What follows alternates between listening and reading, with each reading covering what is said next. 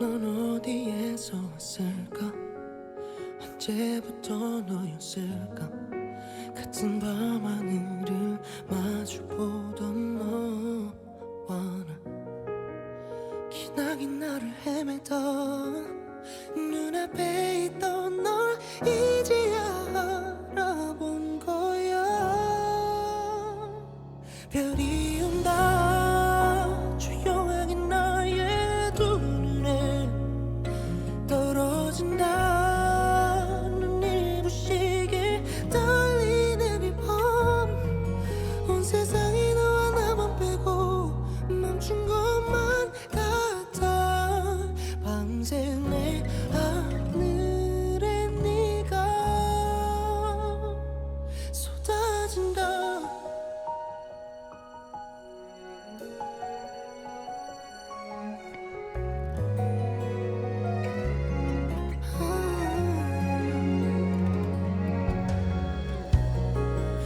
저 달이 지는 낮에도 눈에 보이지 않아도 그래 너는 항상 거기 있었지. 이제야 알 것만 같아. 당연했던 네가 기적 같은 꿈이란 걸. 별이 온다 조용하게 나의 두 눈에 떨어진다. 눈이 부시게 떨리는 이 밤 온 세상이 너와 나만 빼고 멈춘 것만 같아. 밤새 내 하늘에 너만 쏟아진다. 그렇게 내게 안겨지는데 넌 별을 품은 하늘처럼 너와 함께 있어줄게.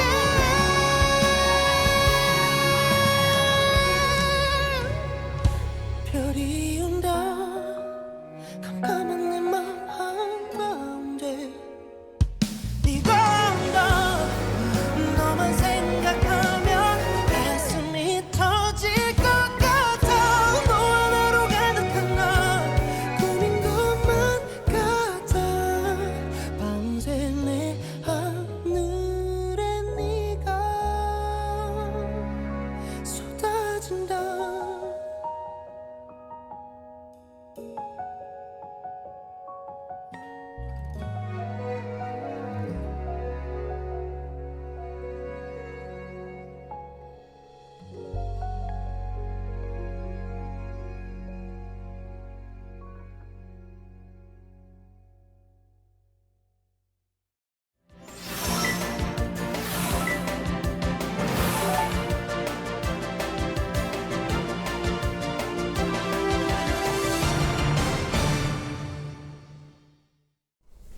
안녕하세요. 뉴스데스크의 바람잡이 지영훈입니다. 네, 엄주원입니다. 오늘은 신용재의 노래를 청해 주셨네요. 한소리님 고맙습니다. 네. 별이 온다로 겨울이 온다.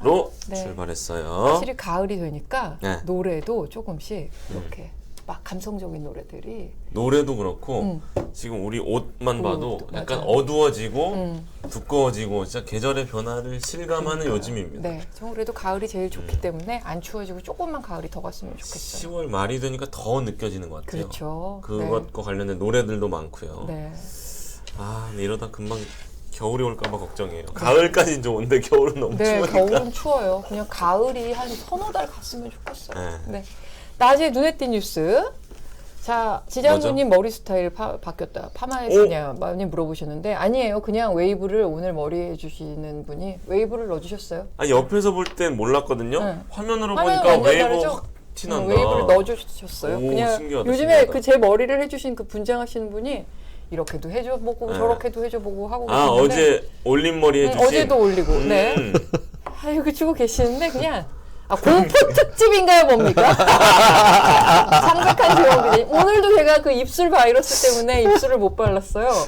역시 공포 특집. 네. 머리를 이렇게 할까요? 무슨 얘기인가? 자, 링처럼 소복이라도 한번 입고 나와야 되나? 자, 다음 주에는 하얀 옷 부탁드립니다. 중세시대 여전사 같다고 하셨습니다. 저도 이거 생각했습니다. 뭐 락그룹 보컬 뭐 이런 거 생각했습니다. 네. 가시죠. 첫 소식 뭐죠? 자, 두 개를 하려고 그러니까 짧게 볼게요. 예. 자, 첫 번째 띄워주십시오. 얼마 전에 그 SPC 그룹 계열사인 SPL 제빵 공장에서 20대 여성 노동자가 그 안타까운 기계에 끼어 숨지는 사고. 참사가 일어났죠. 예. 그런데 오늘 그 고인의 장례식장에 SPC 그룹 측이 땅콩 크림빵과 단팥빵이 들어있는 파리바게뜨 빵 2상자를 놓고 갔다가 비상식적인 조치다 이런 비난을 받고 있습니다. 그 빵 공장에서 일하다가 이렇게 됐는데 그 빵을 왜 갖고 왔느냐 하고 유족들이 굉장히 화를 낸 거죠. 회사 측에서는 통상적인 경조사 지원품이다.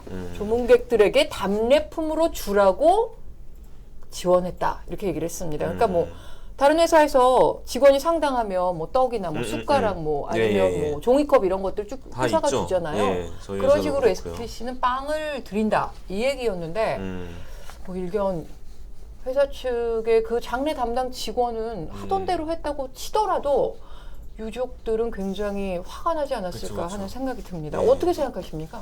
그러니까 이거 사실은 사실이에요. 저도 사실은 SPC 사실이에요. 그룹 측의 어떤 장례식장에 가면 빵이 나오긴 하거든요. 네. 근데 이 경우에는 빵을 보내지 그렇죠. 말았어야죠. 그렇죠. 예. 그래서 저희 그 공장에서 돌아가셨는데 유튜브 MBC 뉴스 채널에 이 관련 아이템이 예. 오늘의 뉴스 카테고리에 업로드가 되어 있습니다.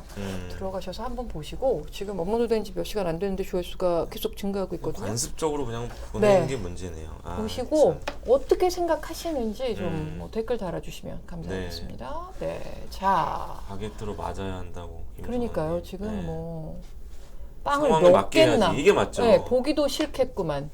원래 보내는 거다 이건 변명이 안 돼요. 원래 보내는 거여도 제빵 공장에서 그렇죠. 이런 사고를 당했으면 그 빵을 보내지 말았어야 하는 게 아닌가. 매를 버는 회사다 싶습니다. 이런 것도 있습니다. 자, 머니톡으로 가기 전에 증시 관련 기사도 네네네. 잠깐 보겠습니다.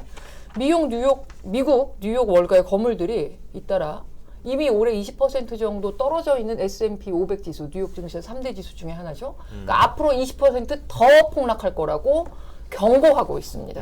지금 뭐 주요 증권사의 회장, 또 헤지펀드 운용사의 설립자, 또 글로벌 투자은행의 최고 책임자 이런 분들이 다 미국의 기준금리가 4.5%에 도달할 경우 S&P 500 지수가 20%더 떨어질 거다 이렇게 얘기를 했고 예. 월가 황제로 불리죠. JP모건의 CEO 제이미 다이먼 향후 20%더 빠질 가능성이 있고 더 빠진다. 곧 다가올 증시 폭락 사태는 훨씬 더 고통스러울 것이다. 이렇게까지 얘기했습니다. 근데 저는 왜 S&P 500을 콕 집어서 이렇게 폭락을 다들 예견하고 있는지가 좀 그 이유가 좀 궁금했는데 자, 이 소식까지 포함해서 오늘 8초 딱이네요. 후에 예. 돌아오겠습니다. 네.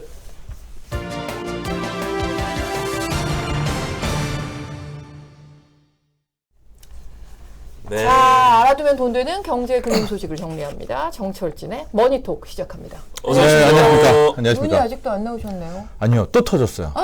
그때 한번 나왔다가 그 자리에서 네. 눈이 또, 안 돼요. 제가 요즘에 좀 또, 주민 됩니까? 주민하지 마십시오. 주민하지 마십시오. 네. 아이고. 요즘 건강 걱정이에요, 우리 네. 평론가님. 네, 맞습니다. 참. 잠은 좀 주무시죠? 최근에 좀 못 잤다가, 네. 요즘 좀, 네. 이제는 진짜 안 되겠다라고 해서 자고는 있는데, 좀 주무셔야 후폭풍이 돼. 좀 있나 봐요. 그래서 눈에 이 실핏줄이 네, 네. 네. 자주 굉장히 터지고 좀 있습니다. 풀리시네요. 여러분도 꼭 건강 그동안 조심하십시오. 쌓인 그 네. 피로가 터지시는 거죠. 건강이 무엇보다 최고입니다. 건강이 중요합니다. 돈 맞습니다. 얘기도 중요하지만 네. 건강을 잃으면 돈이 다 무슨 소용입니까? 소용없죠. 건강하셔야 네. 됩니다. 우선 왜 3대 지수 중에 S&P 그래요. 500을 이게 무슨 특정해서 얘기예요? 떨어질 거라고 해요? 특별한 다우는 얘기 이유 아니고? 아닙니다. 이게 네. 다 떨어진다는 얘기예요. 아. 근데 이제 우리가 3대 지수라고 하면 다우, S&P 500, 나스닥을 네네. 말하지 않습니까? 근데 나스닥은 주로 성장주가 상장이 돼 있죠. 예. 다우는 반면에 이제 가치주가 많이 상장이 돼 가치주. 있습니다. 네. 그러니까 우리가 이 둘을 다 아우르는 미국 증시의 바로미터 표본이라고 하면 이제 S&P 500 기업 수도 500개로 많고요. 이건 그래서 가치주 성장도 같이 있는 거예요? 그렇습니다. 네. 예, 아. 성장으로 보면 거의 둘 다 포함이 되어 있고 기술적 분석을 할 때도 S&P 500이 제일 잘 맞아요. 예, 이게 나스닥은 워낙 또 변동성도 출렁출렁하고. 크고요. 네. 다우는 또 워낙 너무 가치주에서 무거워요. 네. 예, 그러니까 우리가 코로나19 터지고 달릴 때 다우는 솔직히 말해서 나스닥보다도 못 달렸잖아요. 맞아요. 그 둘을 아우를 수 있는 게 S&P 500이어서 보통 우리가 통상적으로 얘기할 때 S&P 500 기준으로 이제 오를 것이다, 떨어질 것이다 얘기 많이 하는 것이고 네. 예, 예. 오늘 말한 그 20% 추가 하락 얘기는 뭐냐? 네. 우리 주식에서 10% 정도는 늘상 떨어집니다. 예. 그러니까 그건 그냥 조정 뭐 이렇게 얘기를 해요. 20%까지도 실은 크지만 이제 뭐 그냥 그럴 수도 있는 있어. 거예요. 근데 보통 주식이 20에서 25%를 넘게 고점 대비 네. 떨어지기 시작할 때 네. 우리가 이제 본격적인 약세장. 맞아요. 그 얘기 예전에 예, 하신 영어로는 적 있어요. 베어 마켓이라고 네. 이야기를 하는데 네네네. 지금 미국 증시 다 뭐 나스닥도 그렇지만 S&P 500도 고점 대비 이제 약세장으로 들어왔어요. 예. 베어 마켓으로. 근데 베어 마켓에 들어가면 과거의 역사를 보면 기본적으로 그만큼이 또 빠져요. 예. 그리고 최대치로 따지면은 고점 대비 50% 그러네요. 이상, 예, 60%, 70%까지 최악의 경우에 음. 글로벌 금융위기 같은 경우에는 거의 70% 가까이가 네. 빠지지 않았었습니까? 예. 그러니까 이런 건물들은 이미 약세장에 왔고 이만큼이 더 빠져야 되는데 아마 그 충격이 조금은 더 클 거다. 그러니까 그 좀, 얘기군요. 예, 고점 대비 한 50% 정도는 빠져야 되지 않느냐라는 이야기입니다. 이건 근데- 뭐 어떻게 보면 또 당연하기도 하고요. 네, 근데 이거 이렇게 이야기가. 예상을 월가의 거물들이 하고 있는데 그 CPI 발표 이후에 왜 주가는 또 약간 좋아진 거죠?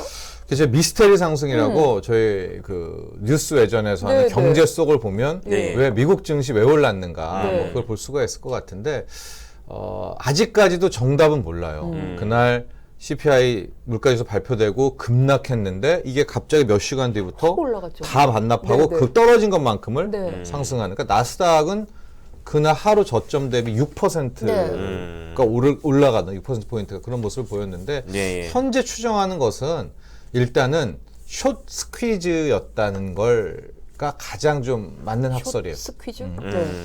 주식이라는 게요.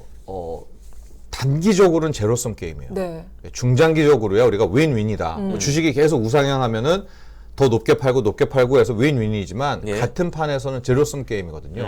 근데 요즘은 우리도 그렇지만 미국도 떨어진다에 베팅하는 것이 쉽잖아요. 네.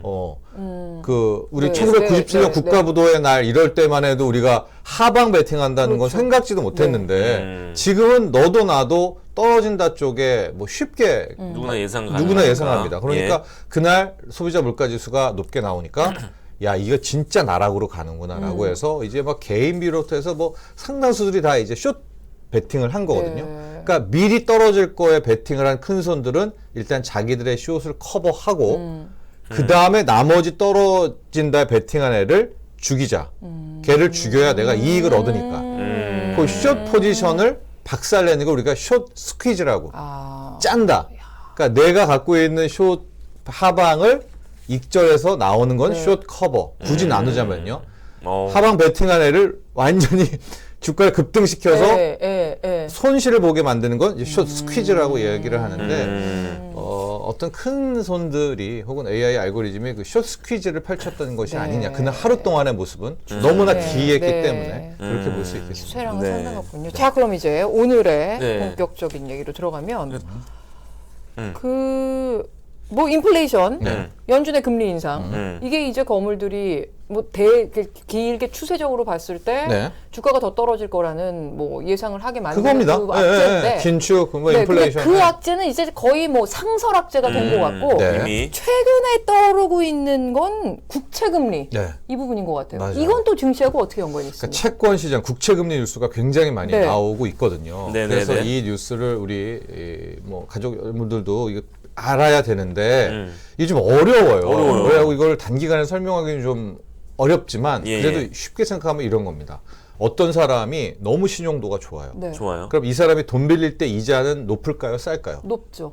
싸죠. 싸죠. 아니 아주 네. 저리로 돈을 빌릴 이 수가 사람이 있죠. 돈을 빌릴 때. 네, 저리로 이 사람이 돈을 빌릴 돈을 수가 빌릴 때. 있잖아요. 그렇죠. 그러니까 국채라는 국가가 보장하는 채권의 금리는 실은 낮은 게 그렇죠. 정상입니다. 왜? 네. 정부가 보장하는데. 그렇죠. 예. 신뢰도가 높으니까. 네. 신뢰도가 굉장히 높으니까. 그렇죠. 근데 어떤 사람이 이제 신뢰도가 무너져요.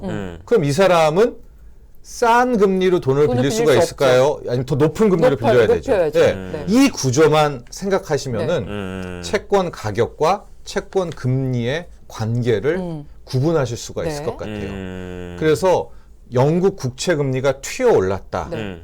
라는 것은 어떻게 이해하시면 되겠습니까? 영국의 국채 가격은 가격이 떨어졌다. 네. 자막으로 영국의 준비했거든요. 신용도가- 다시 한번 그렇습니다. 보여주실래요? 네. 저거죠. 네. 금리가 올라가면 가격이 떨어진다는 얘기고 그렇습니다. 그럼 거기에 투자한 투자기관이 손실이 온다는 얘기인데 예. 그게 위기로 이어진다. 그렇습니다. 저 구조인데 저기도 좀 헷갈리시는 게 네네. 채권 투자하시는 분들은 뭐 8개월에 뭐 4.4% 받으면 그분들은 그냥 이자율만 따먹잖아요. 어. 그러니까 국채 가격이 오르든 내리든 무슨 상관이야 라고 하시겠죠. 네. 이건 우리 일반들 소액 그 투자자들이 하는 채권 방식이지만 네. 몇 조씩 몇십 조씩 굴리는 큰 손들은 실은 금리 따먹기보다는 네. 그 국채 가격이 오르고 내리고 하는 채권 그럴 때가 가격의 문제거군요. 그 네, 자산 네. 가격의 차익을 노리는 예, 경우가 예. 많아요. 이제 네. 뭐 여기서부터 듀레이션부터 되게 복잡한데 네. 예, 예. 그러니까 지금 어떤 상황이 되느냐? 영국 국채를 투자한 쪽들이 많이 있을 거 아니에요. 네. 또 이외에도 국채들을 담았던 데가 많이 있을 텐데 이렇게 문제가 돼서 국채 금리가 튀어오르면 자신을 막 뭐 만기는 다르겠지만 갖고 있는 이 채권 가격의 가치가 떨어지죠. 자산 가격이 떨어지는 예. 거죠. 그러면 이런 대형 연기금이라든가 보험사들은 채권을 많이 하니까 손실을 보게 되는 구조다. 네, 네. 예. 이게 최근에 국채 금리 급등에 따라서 올 수 있는 악재다. 이렇게 좀 단기적으로 하나를 네. 암기를 해 두고 이제 어떤 뉴스라든가 이런 것들을 바라보면 좋을 것 같고요. 우리가 2011년 유럽 재정위기 일어났을 때 스페인 국채, 네. 스페인 정부가 보장하는 국채 금리가 그때 뭐 7%, 8%, 그렇죠. 9%, 맞아요. 10%. 네. 개인 신용대출 금리보다도 더 높게 나오는 이제 그만큼 그 뭐 피그스 국가라고 해서 흔들렸던 그래서 항상 이제 국채 금리가 이렇게 오르게 될 경우 단기간이에요. 그것도 네. 빠르게 네. 항상 이제 위기 신호가 있었었는데 이제 최근에 주식시장의 핫 이슈는 그겁니다. 인플레이션 나오고 이걸 잡으려고 기준금리를 올리는 이런 긴축을 하면서 시중의 유동성을 빨아들이니까 경기가 폭망하고 이런 것들을 걱정하는 가운데 또 하나 불거진 큰 이슈가 이게 채권 시장을 결국 타격시킬 수 있는 네. 요렇게 이야기가 흘러가면서 안 그래도 어려운데 이거 정말 끝장나는 거 아니냐 이제 이런 우려가 커지고 있는 겁니다. 그러니까 국가가 보증을 서는 채권인데도 그게 위험한 거예요. 그냥 투자금을 다 회수할 수 있을 것 같은데 어떻게든. 근데 이제, 네. 이제 그 자체로만 보면 솔직히 그게 뭐 위험한 정도는 아니죠. 왜냐면 손실을 보는 거지. 그게 뭐 날리는 대단해라고 하겠지만 네. 지금의 또 하나의 문제는 뭐냐. 저금리가 한 12년간 이어져 왔잖아요. 네. 그러니까 이 채권 하시는 분들이 또 저금리, 또 저금리, 또 저금리 하니까 일종의 우리가 주식도 빚내서 투자하는 레버리지 네. 투자가 있듯이 네. 이런 연기금들과 보험사에서도 우리가 이 정도의 안정된 저금리가 이렇게 쭉 간다면 한 2배, 3배 정도 레버리지를 걸어서 채권을 투자해도 되겠다라고 해서 이미 꽤 한 4, 5년 전부터 이제 LDI라고 합니다. 채권 부채 연계 투자를 많이 해왔던 거예요. 특히 유럽의 연기금들은 이걸 굉장히 많이 해왔는데 여러분 불과 금리가 튀어오른 게 지금 몇 개월입니다. 맞아요. 몇 개월 사이에 금리가 이렇게 튀어올라 버리니까 단순히 이 채권 운용했던 이런 펀드 대형 연기금들이 손실을 보는 게 아니라 신용융자, 신용거래 보신 줄 비투자의 끝 반대 매매 나가잖아요. 그렇죠. 채권 마진콜을 걱정할 정도로 이게 금리가 지금 단기간에 튀어오른 겁니다. 그러니까 지금은 채권 손실의 문제가 아니라 파산 위험, 디폴트 위험이 나오면서 그때 우리가 말했던 게 뭐예요? 영국의 중앙은행 영란은행이 뚱딴지 같은 짓을 했잖아요. 네. 이제 긴축을 해야 되는 와중에 금리가 튀어올라가지고 연기금들이 죽겠다 하니까 자기가 파운드를 또 찍어가지고 네. 채권을 사주는 겁니다. 네, 금리를 눌러야 되니까. 네. 그 이해가 가시죠? 왜 채권을 사면 금리가 떨어지는가? 네. 사려는 사람이 많으면 금리는 떨어집니다, 여러분들. 네, 그런 걸로 이해를 하시면 되는 그런 행위를 한 것도 그만큼 시급했기 때문에 영란은행이 그런 짓을 말도 안 되는 짓이죠. 이거는 진짜 우리가 보면 저건 뭐하냐 하는 그런 짓을 한 것도 그만큼 힘든 것이고 네. 어제 오늘 또 그제부터 최근 일주일간의 이슈는 이제 미국의 국채 금리가 네. 아. 무섭도록 또 오르고 있다라는 이제 10년물 금리가, 이겁니다. 바로. 네, 네. 10년물 금리가 4.1%, 12년 만에 4.1. 최고치가 됐다고 합니다. 네. 근데 그럼 지금 말씀하신 같은 로직을 적용한다면 네. 미국도 위험합니까? 그러니까 미국 국채가 위험하다 이렇게 말씀드릴 네. 수는 없어요. 미국 국채는 세계에서 가장 안전하고 미국은 또 여차하면은 아까 말한 것처럼 달러 양적 완화 또 해가지고 또 자신들 국채 사주면은 되기 때문에 미국 국채가 뭐 위험하다 아니다라는 것을 현재로서는 아주 최악의 위험은 없는 게 미 국채이긴 한데 1번 무슨 생각을 할 수 있느냐. 미 국채 금리가 이제 튀어 올라서 4.1%까지 올랐잖아요. 네. 하고 이제 뭐 더 기준금리를 더 올리면 채권금리도 더 오른다고 치면 여러분 이런 시중 금리가 한 5%를 줘요. 그러면은 주식하겠습니까? 저축하겠습니까? 저축하죠. 저축하죠. 예. 그러니까 일감은 주식시장은 이렇게 이 채권금리가 이렇게 높으면 일단은 네. 주식 투자하는 요인이 이제 없다 이렇게 생각해 보시면 되겠고 두 번째는 미국의 국채금리가 튀어오르게 되면 전반적인 채권금리를 다 끌고 올라갑니다. 그러면 뭐 그 다음에 우리나라 국고채 금리도 오르겠고요. 뭐 다 세계 네네. 국채 금리 다 오르고 회사채 금리 오르고 채권 시장에서 금리들이 다 쭉쭉쭉쭉 오르게 되면 이제 말단에 있는 좀 더 약한 고리의 채권들도 금리가 튀어오르면 네. 얘네가 이제 무너지기 시작하겠죠. 그러면 이게 진짜 더 위험한 그러니까 주식보다 더 위험한 채권 시장의 위험이 나오는 건데요. 혹시 우리 아까 제가 약간 댓글도 봤는데 예. 그 레고 사태 때문에 지금 난리가 났다 뭐 그런 아까 분이 계시더라고요. 네. 그게 정확히 보신 게 뭔데면요. 이게 채권 금리들이 다 올라가게 되니까 그 레고를 건드렸던 시행사가 발행했던 이제 자산 유동화 네, 채권이 네, 있었거든요. 네, 네. 이제 그거를 이자를 못 주면서 네. 파산을 한 거거든요. 네. 그러니까 나머지 돈 빌려줬던 채권들의 기관들이 다 그렇죠. 야 이제 연정 없어. 또 돈 내놔 하면서 연쇄 파산의 위험이 있는 네. 겁니다. 그래서 이번 레고 사태, 그러니까 레고가 잘못된다는 게 아니라 그렇죠. 그 레고를 졌던 고 시행사에서 나왔던 네.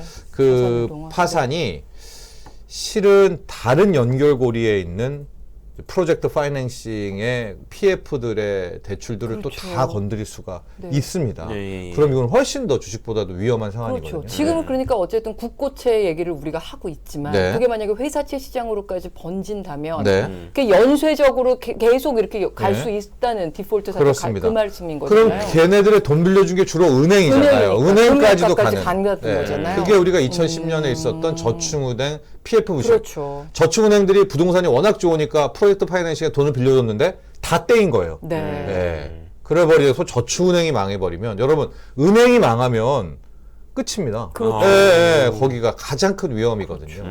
그래서 지금 뭐 계속해서 국채 금리가 튀어오른다 이것이 이제 위험하다라는 것이 이제 이런 메커니즘을 갖고 있습니다. 뭐 지금 계속 말씀을 해주신 내용이긴 한데 세계 중앙은행들이 이제 금리를 다 올리는 것뿐만이 아니라 네. 양적 긴축을 하면 국채 금리도 오른다는 그 말씀이시잖아요. 네. 근데 이렇게 되다 보면 끝도 안 보이고 이 네. 결론이 너무 궁금해요. 불안해요. 그러니까 이게 지금 이게 누가 어느 봐도 정도 위기인지. 누가 봐도 아닙니까? 폭망밖에 네. 없어요. 네. 잘 보세요. 지금 안 그래도 기준금리를 올리는 와중에 있어서 예?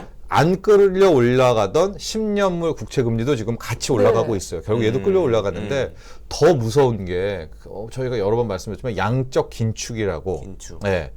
그건 또 연준이 갖고 있는 직접. 채권을 팔진 않지만 원래 팔아야 되지만 안 팔고 하지만 얘가 만기 연장을 안 해주기 안 때문에 해주는 거죠. 네. 이제 시중에 또 돈이 마르는 그런 측면. 이거 950억 달러를 해요. 600억 달러는 미 국채를 이제 더 이상 롤오버 만기를 안 해줍니다. 그러면 국채 금리는 더 올라야 돼요. 그럼 이제 안 그래도 13년 만에 최고치인데 더 올라. 그러면 앞서 말한 것처럼 뭐 JP 모건의 뭐 제레미 나이 뭐 이렇게 해서 네. 주가가 떨어질 일밖에 없잖아요. 네. 그러니까 이제 여기서부터 많은 비관론자라든가 야 이렇게 되면 더 힘들어지겠네. 국채금리 오르면 달러는 더 강해지겠네. 이제 이런 게 완전히 다수설이 됐고 다 숏 베팅을 많이 하고 우리나라도 떨어지는 거 인버스의 2배를 거는 곱버스라고 말하잖아요. 예. 곱버스에 개인들이 몰려들고 지금 이런 상황까지 연출이 되고 있는 겁니다. 근데 저희가 10분밖에 안 남았네요. 채권 얘기를 네. 하니까 여러분들 좀 부동산 얘기도 해야 불안해하시고 되는데. 이러시니까 네. 자, 좀 쉬운 얘기로 가보겠습니다. 그럴까요? 자, 이제 그러니까 채권 금리가 그렇게 오른다. 네. 시중 금리가 오른다. 그럼 당연히 예적금 금리도 오르죠. 네. 그래서 지금 뭐 저축의 시대가 다시 열렸다. 음. 8번 질문입니다. 이 어떻게 보십니까? 실제로 지난 예금 9월에 상황이 정기 예금, 그러니까 저축에 몰린 돈이 32조래요, 시중에. 역대 최고 한 달에 올린 돈이. 32조. 근데 그 32조는 또 어디 썼을까요? 그러게요. 갑자기 와서 다 예금을 들었는데요. 네. 지금 시중 예금이 평균이 정기 예금입니다. 네. 연 4.8%. 네. 이 금융권으로 가면 5%의 정기 예금이 있고요. 저축은행 적금으로 가면 나오더라고요. 네. 7%의 네. 7%. 적금이 또 있습니다. 야, 그러니까 7% 괜찮다. 주식으로 연 5% 내기 힘든데. 아. 어렵잖아요. 예. 그래서 돈들이 머니 무브라고 해서 네. 이제 예금, 적금으로 가고 있는 겁니다. 네. 근데 이 효과적으로 저축하는 비결이 예전에 말했던 그 적금 풍차 돌리기 네. 뭐 그런 거라고 이제 할 수 있겠네요. 네. 예. 어떤 그게 겁니까? 한 15년 전, 12년 전 유행했었어요. 재테크 네, 맞아요. 서적에는 적금 풍차 돌리기가 없는 재테크 서적은 맞아요. 없었어요. 네. 근데 그 뒤로 12년간 저금리였잖아요. 네. 이게 저축 시대가 끝나서 이제 사라졌는데 요즘에 다시 풍차 돌리기를 여쭤보고 이렇게 하는 건데 뭐 대단한 게 아닙니다. 이게 복리 효과가 있는 것도 아닌데 돈 모으는데 스파르타로 돈 모으기엔 딱 좋아요. 아, 네. 어떻게 해야 됩니까? 어떻게 이제 잘 들으십시오. 네. 첫 달에 10만 원을 넣어요. 적금 하나 들어요. 네. 네. 하고 둘째 달에 10만 원짜리가 있죠. 네. 거기에 하나를 더 들어요. 네. 그럼 이제 10만 원 내고 둘째는 10만 원, 10만 원, 20만 네. 원이 돼야 되죠. 네네네. 그 다음에 3개월째 또 하나를 또 들어요. 네. 네. 10. 그럼 10씩 30만 원이 이제 네, 앞으로 네. 적금이 돼야 돼요. 예. 4개월째 또 들어요. 네. 그러면 10, 40 네, 해야 되죠. 네. 5개월째 또 들어요. 한 번 하는 거랑 뭐가 달라요? 예? 한 그러니까 번에 이게 잘 보세요. 예. 12번을 들어요. 예. 아니, 예. 아니에요. 12번을 들어요. 그래서 이제 12개 아니에요. 6개를 들어요. 아, 6개월을? 예, 6개월을 이제 버텨요. 예. 그다음에 이제 7개월부터는 보릿고개가 오죠. 아. 이제 60만 원씩을 네, 넣어야 되니까. 넣어야 되니까. 네. 아. 그래서 7, 8, 9, 10, 11, 12까지만 버티면 네. 그 다음에 1월 그 6개월의 헝그리만 버티게 되면 막 절약해가지고 예? 숨통이 트이게 됩니다. 아. 왜냐? 처음 1월에 들었던 120만 원. 120만 원이 나오니까 네. 그 1월부터는 숨통이 트이게 되는 아. 거죠. 하고 2월이 되면 두 번째 들었던 개가 또 만기가 들어오고. 되고 아, 만기가 되고 이제 이렇게 해서 돈 모을 때 이 적금 풍차 돌리기를 하면 이게 뭐 복리 이런 거가 아니라 네. 그야말로 아날로그식인데 옛 선배들은 이런 식으로 그 마지막 그 6개월 버티면서 적금을 또 채워 놓으면 6개짜리 만기들을 다 타게 되고 또 들고 매달 그- 계속 풍차 돌리는 거예요. 매달 받는 거니까. 7% 그 이자면 이후에. 이거 할 만한데요? 네, 매달 그 6개월을 받는 거잖아요. 네, 그거를 네. 만기를. 근데 이게 문제는 수신금리만 뛰는 게 아니라는 그쵸. 겁니다. 네. 아, 여신금리도 대출금리 뭐 뜁니다. 7%대 네. 고정금리 나왔고요. 우리가 넉 달 8% 전에 얘기 나오고요. 8% 시대 오면 네. 부동산 폭락이 본격적으로 시작될 거다 이런 얘기를 했었습니다. 이게 뭐 제 얘기가 아니라 이제 실제로, 연구원 네. 부동산 연구원에서 나왔다는 실제로 건데 어떻게 될까요?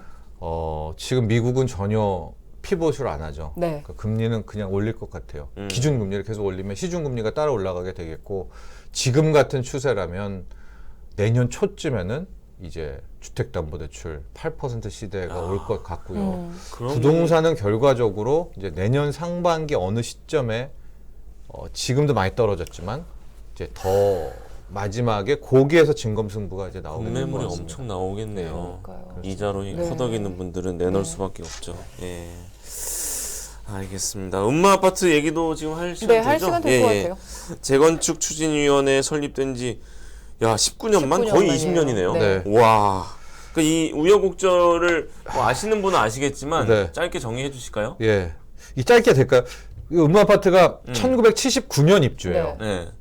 79년 입주고요. 79년이면 지금 몇 년 된 거예요? 78년에 분양을 했는데요. 예. 당시 음마아파트 분양이 한 4,100만 원 아. 정도였었습니다. 4,100만 원이 이제 2억 한 5천만 원까지 튀어오르다가 예. IMF 맞고 또 반토막이 돼요. 한 1억 5천만 원? 97년 그때쯤. 네, 97년에. 예. 그러다 또 다시 랠리를 하다 이러다가 2010년, 2011년에 7억대까지 또 떨어져요.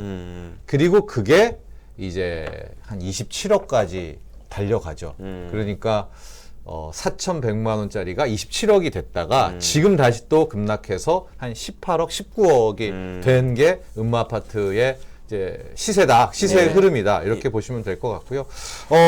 35층짜리입니다. 네. 고도 제한에 원래 그 안대로 35층을 넣었고요. 네. 용적률은 크진 않더라고요. 기존에 200%인데 250%. 예, 그래가지고 아마 음마아파트의 재건축의 1단계가 열린 건데 이걸 또 오해하시면 안 되는 게요. 재건축 아마 공부해 보신 분들은 알겠지만은 크게 3단계로 나눠요. 1단계가 정비 계획안이 통과되는 통과되는 거. 거. 예. 2단계가 조합이 설립돼 가지고 네. 조합 설립 인가돼서 조합 활동하는 거. 네. 3단계가 이제 3단계는 끝이죠. 예. 관리 처분 인가 나오면서 이제 세고 분양하고 이러는 건데 음마아파트가 재건축 때 이러면서 당장 네. 뭐 내후년부터 아파트 때려 부수고 네. 뭐 입주하고 이렇게 그런 오해를 거죠. 하시는데 절대 네. 그렇게 오해하시면 안 되고요. 그 3단계 중에서 1단계의 관문이 열린 네. 겁니다. 근데 20년 만에 열린 이유가 뭐예요? 왜 이렇게 어려웠어요? 상징적이 또 있어. 네.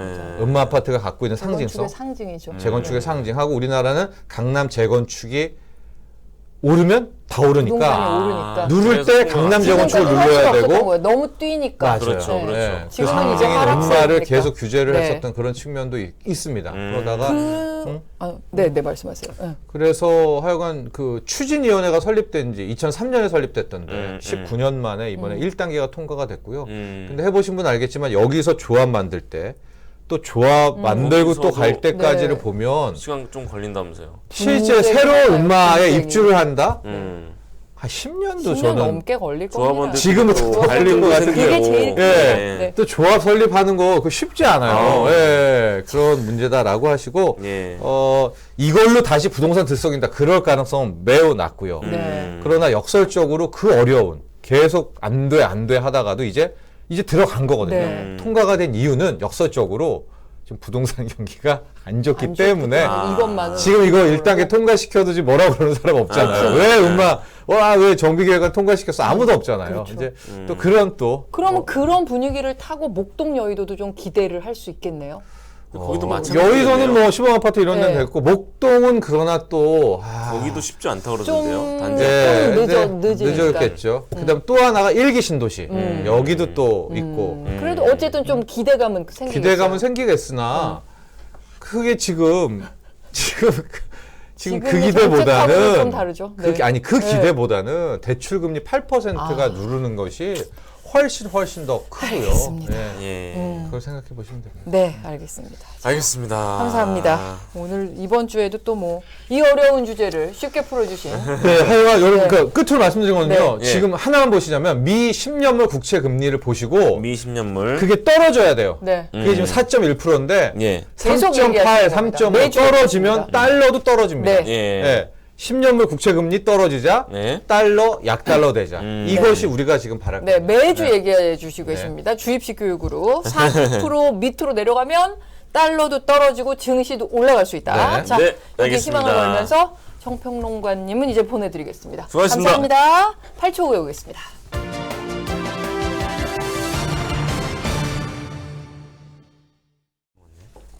네. 자, 현재 뉴스데스크 톱 첫 소식은요. 보겠습니다. 대선 자금 수사로 번지고 있습니다. 아, 대장동 예. 수사가. 이 사건 지금까지는 대장동 개발 재수사 이렇게 얘기했었는데 이제는 어떻게 불러야 될지 모르겠습니다. 김용부 원장 체포에 이어서 구속영장까지 청구할 경우에 대선 자금 수사로 갈 가능성이 커졌습니다. 예, 예. 뉴스데스크 톱으로 중앙지검 취재기자 연결해서 이제 수사 속보 알아보고요. 법조팀 기자가 스튜디오에 출연해서 이 수사가 어디까지 갈 것인지 전망을 좀 해보겠습니다. 네. 이재명 대표는 당연히 뭐 야당 탄압이다. 불법 자금은 1원도 쓰지 않았다. 이렇게 얘기했고요.